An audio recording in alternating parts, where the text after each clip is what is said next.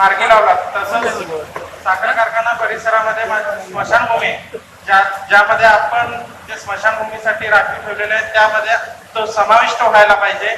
आणि त्या भागामध्ये मी मागील अनेक दिवसापासून अनेक वर्षापासून मागणी करतोय की तिथं एका व्यक्तीचं जन्म मृत्यू विभागाकडून नेमणूक करायला पाहिजे, जेणेकरून त्या व्यक्तीकडून रजिस्टर मेंटेन केला जाईल।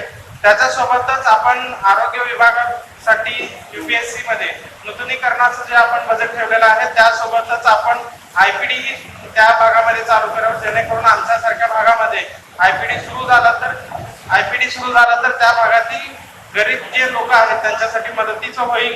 महानगरपालिका शाळा व्यवस्थापनामध्ये आम्हाला दरवेळेस हदवाड भागामध्ये जिल्हा परिषद भागामध्ये शाळा फोडलं जातं, त्यामुळे आपल्याला तिथं नाविन्यपूर्ण किंवा नवीन उपक्रम राबवता येतो। त्यासाठी आपण ते जिल्हा परिषद कडून महापालिकेकडे वर्ग करून घ्यायला पाहिजे। ज्याप्रमाणे आपण EESL सारख्या कंपनीला मक्ता दिला होतो, मात्र त्यासोबतच आपण दरवेळेस प्रत्येक नागरिक आपल्यापर्यंत येऊन तक्रारी द्यावं असं त्या कंपनीला जरी वाटत असेल तरी आपण यापुढे जेव्हा काम करू तेव्हा आपण एखादी अशी योजना आणायला पाहिजे की त्या भागातील अनेक दिवसापासून जर लाईट बंद असतील तर त्या संबंधित अधिकाऱ्याला किंवा संबंधित माणसाला त्यावर आपण काहीतरी दंड आकारला तर त्या भागातील वीज खूप दिवस बंद राहणार नाही।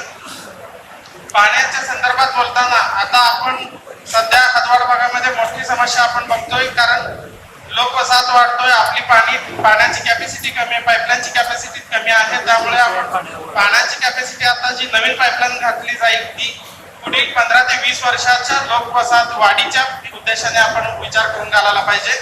व नवीन जे हदवाड भागामध्ये लेआउट होत आहे त्या भागामध्ये पाण्याच्या टाकीसाठी जे आता आपल्याला पुढे गरजेचे आहे त्यासाठी आपण जागा रिझर्व करून त्यासाठी आपल्याला जागा रिझर्व करून ठेवता येत असेल तर आपण ठेवावी ही नम्र विनंती। त्यासोबतच आपल्याकडे ॲम्ब्युलन्स शववाहिकाही आहेत, मात्र शहरापुरते मर्यादित अशा आम्हाला हदवाड भागातील लोकांना वाटतो, कारण आमच्या हदवाड भागामध्ये ॲम्ब्युलन्स शववाहिकांचे नंबर नाहीत। प्रत्येक UPSC मध्ये सक्तीकरण करायला पाहिजे की त्या UPSC मध्ये शववाहिका किंवा ॲम्ब्युलन्स असतील त्यांचे नंबर, त्या संपर्क संबंधित अधिकाऱ्याचे नाव आपण तिथं लिहून ठेवायला पाहिजे, तिथं एक बॅनर पद्धतीने लिहून ठेवायला पाहिजे।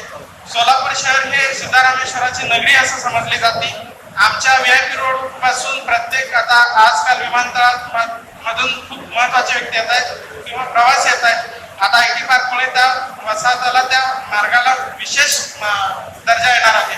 तर जसं तिरुपती बालाजी व अयोध्यामध्ये तिरुपती बालाजीमध्ये बालाजींचं आपल्याला प्रवेशद्वार आहे असं लक्षात येतं, अयोध्यामध्ये धनुष्यबाणांचं आहे, तसं आपण नंदीध्वजाचं किंवा सिद्धारामेश्वरांचं जे प्रतीक असेल ते आपण एअरपोर्ट पासून VIP रोड जिथं गेस्ट हाऊस असेल किंवा सिद्धारामेश्वर मंदिर असेल या भागामध्ये असं काहीतरी नाविन्यपूर्ण करता येत असेल तर आपण त्यासाठी आपण प्रयत्न करायला पाहिजे। किमया ग्रुप घेऊन येत आहे जुळे सोलापुरात आपल्या स्वप्नांना प्रत्यक्षात साकारणारा 168 2 BHK आणि 3 BHK लक्झुरियस फ्लॅट्सचा भव्य प्रकल्प। सोबतच मेडिटेशन आणि yoga hall, EV charging point, fully equipped gymnasium, मुलांसाठी library, study centre, walking track with common garden, cricket turf, मनोरंजनासाठी अनेक सुविधा उपलब्ध। किमया ग्रुपचे किमया स्वप्नसृष्टी हॉटेल सेलिब्रेशन समोर जुळे सोलापूर। संपर्क 77 800 43 800।